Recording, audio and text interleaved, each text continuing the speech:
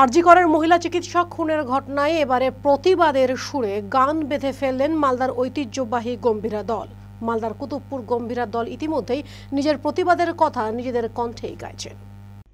গম্ভীরা গান প্রতিবাদের গান।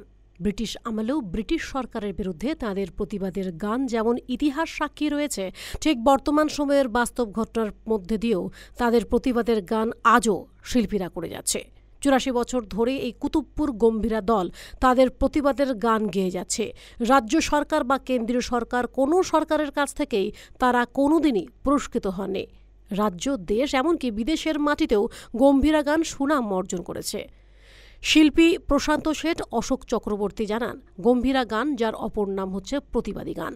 আরজি করের নৃশংস নারকীয় ঘটনায় আজকে রাজ্য তথা দেশ তোলপাড় হচ্ছে। আরজি করের ঘটনার প্রমাণ লোপাটের চেষ্টা চলছে তার বিরুদ্ধে, এবং সঠিক বিচারের দাবিতে আমরা জেলার বিভিন্ন প্রান্তে পথে নেমে আমাদের গানের মাধ্যমে মানুষের মধ্যে আন্দোলন ছড়িয়ে দেব।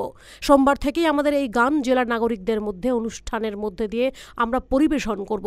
আগামীতে যতদিন পর্যন্ত আরজি করের ঘটনার বিচার না হচ্ছে ততদিন আমাদের এই আন্দোলন গানের মাধ্যমে আমরা করে যাব। যদি গান পরিবেশন করতে আমাদের কোনো রকম কোনো বাধা আসে, তাহলে আমাদের গম্ভীরা গানের প্রতিবাদ আরও বাড়বে। শুনো না, দেশের পরিস্থিতি কি আজকে, না আরজি করে কি হলো।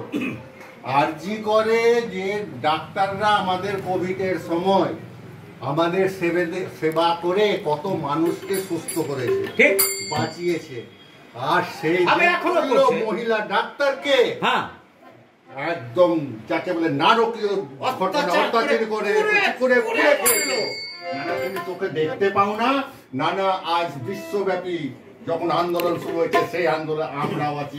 সঠিক তদন্ত না, সঠিক বিচার না হওয়া পর্যন্ত এই আন্দোলন চলবে।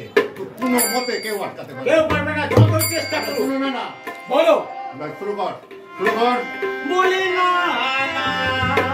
এই যে আরজি করে যে নারকীয় ঘটনাটা ঘটলো, এই ঘটনাতে আজকে যেমন পশ্চিমবঙ্গ ছাড়াও সারা দেশ তথা বিদেশেও আন্দোলন চলছে উত্তাল। এই উত্তাল আন্দোলনে আমরা আগে থেকেও ছিলাম। এখন আমরা নতুন করে আরেকটা গান বেঁধেছি, যে গানটা আপনারা দেখলেন।